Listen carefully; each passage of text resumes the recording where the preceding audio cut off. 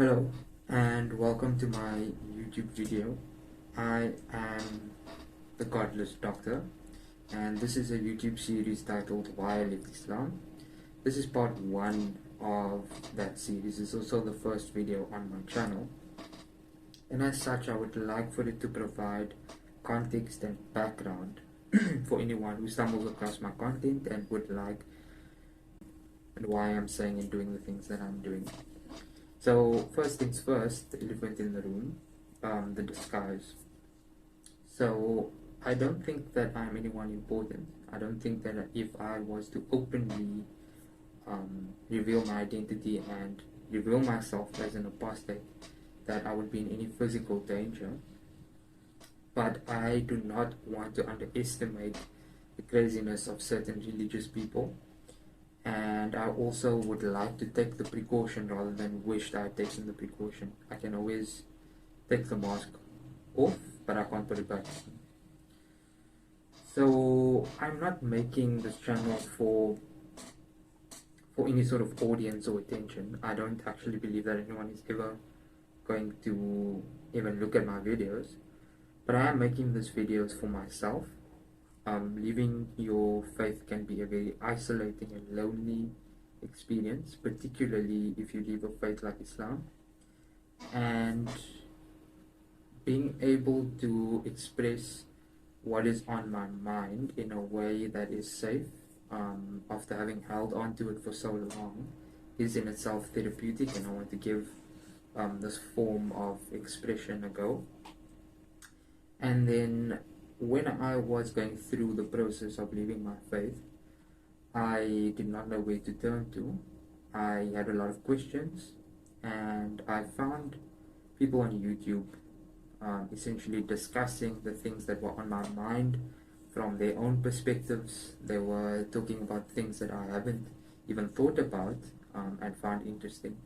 And if there is anyone who finds any video of mine or any interesting topic that helps them process anything in any sort of way, then I would be very, very happy to do that and to have been a part of that process in the same way that others were for me.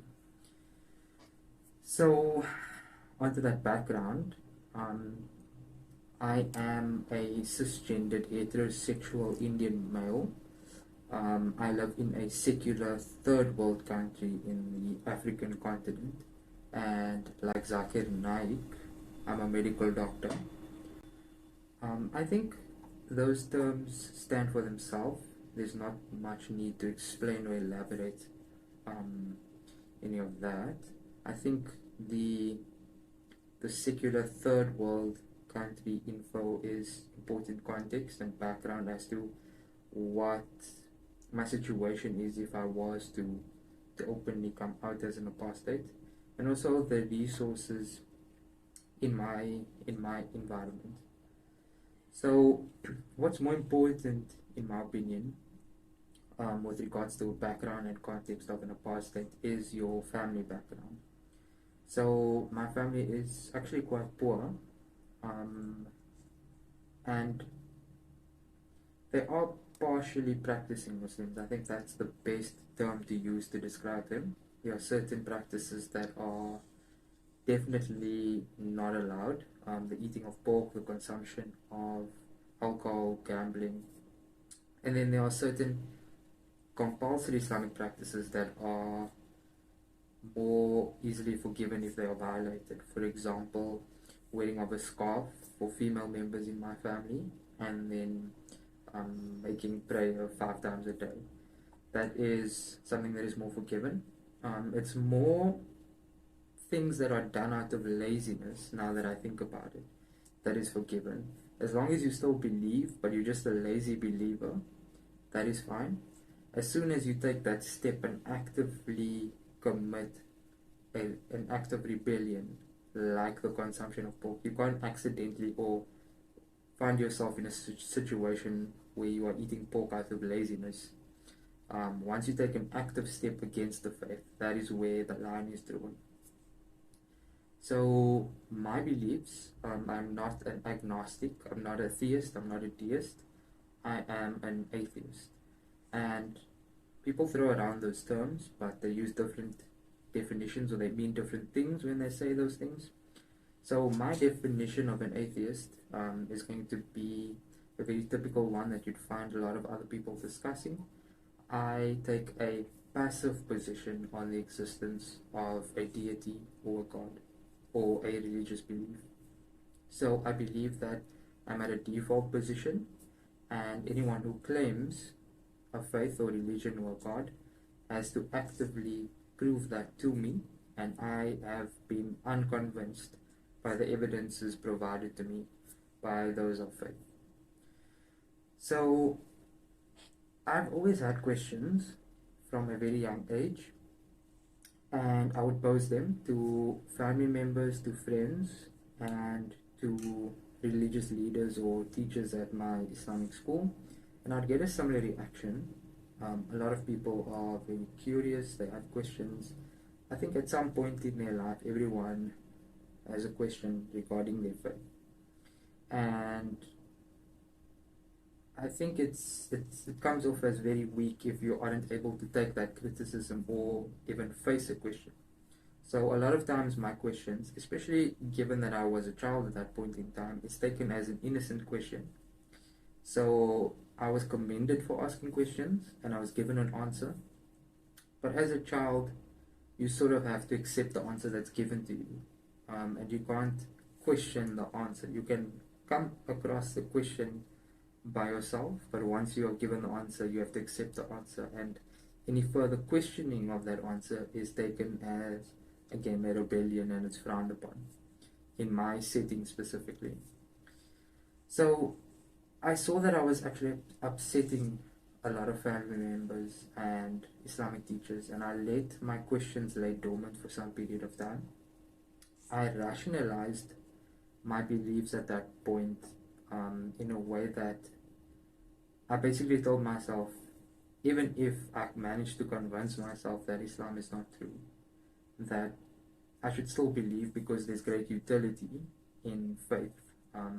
I judged or I based any good deeds that I was doing on the fact that they were rooted in an intention based in Islamic principles. So I felt the utility, and I just thought I'm not going to benefit anything from continuing on this route of questioning. I will find my answers eventually. And once I was about 15 or 16 years old, I had an epiphany. And I think it's an interesting concept that I don't think many people have discussed before. I saw bias as a contamination for the truth. I asked myself, why is it that when I have a question, I would easily accept an answer from a sheikh or an imam, but if the same answer, verbatim, was given to me by a priest, I would try and attack it, and I wouldn't accept that same answer as easily as I would have if I was an imam. I mean, as if it was coming from an imam. And that led me to the realization that I'm not actually interested in the answer. I'm interested in the way that the answer is being delivered and where the answer is coming from, because I'm only willing to accept an answer under specific circumstances. And there's something that is inherently wrong with that approach. I felt that if I was 100% convinced of my faith, and I have a question and I come to an Islamic answer, anyone on the outside would doubt my answer because I was 100% convinced before I got my answer, and that answer coincides with my faith. It's obvious. But if I was 50% in doubt, then the strength of my conclusion is taken a little bit more seriously. And if I was someone who had absolutely no faith in Islam whatsoever, and I came to an Islamic answer, my answer is suddenly taken more seriously. And that was my perspective at the time. So the contamination of your answer is proportional to your bias. And I came to the conclusion that in order to get to the truth, or the purest form of truth, I would have to limit my bias as much as possible. and I felt that I should go on this journey of letting go of my faith, my belief, as much as I possibly can. No one can let go of all their bias um, instantly to take a long period of time, but I could let go of my bias as much as I consciously could. And I felt that if at the end of the day I came back to the answer of Islam, I would believe without doubt, or I would believe more sincerely than I had previously. So I liked this idea, and I let go of my labels or my bias as much as I could. And I set up this process of uncovering where exactly my beliefs lie. I asked myself if God exists.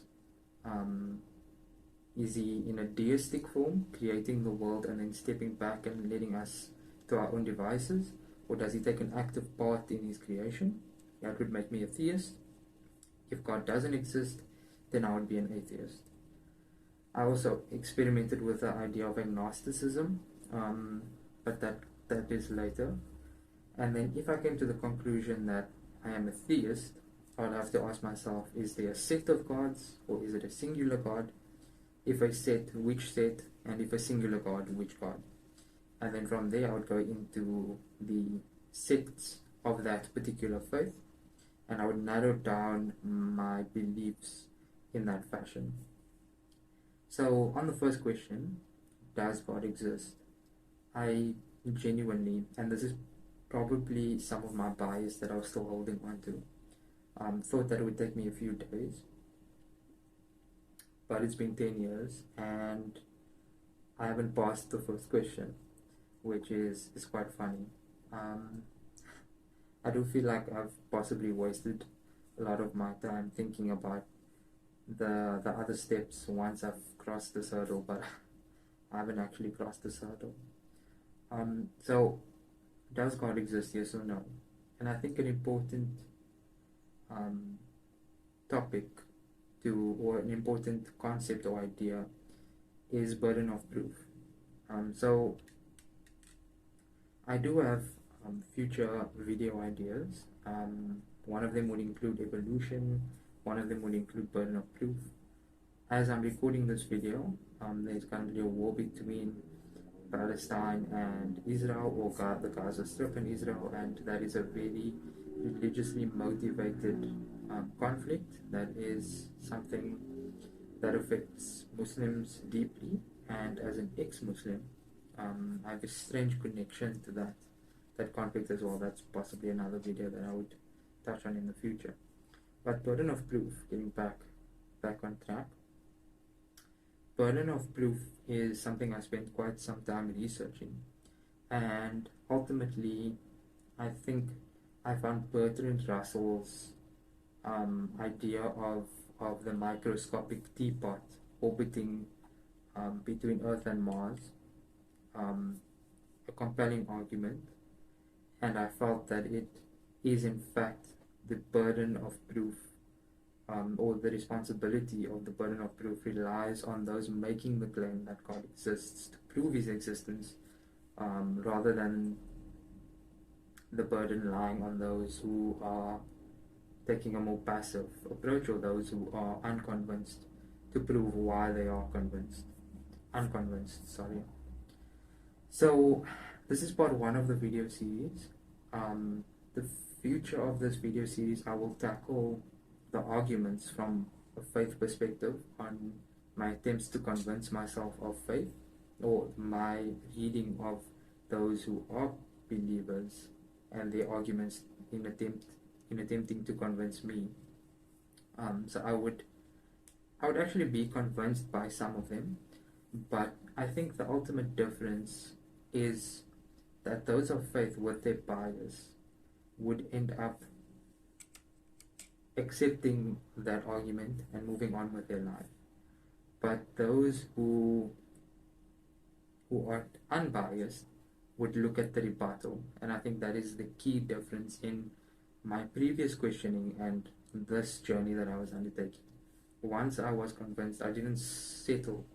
I looked at a rebuttal, and if the rebuttal convinced me, I would look at a refutation of that rebuttal. And I would spend possibly years of my life researching arguments, rebuttals, refutations for multiple arguments for the existence of God.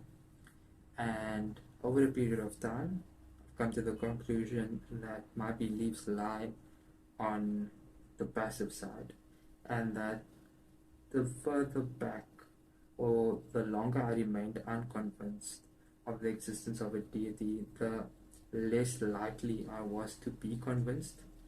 I would come across several iterations of the same argument, and it would make no difference. At some point, you have to accept that the question one, does God exist? Your answer is tending towards no.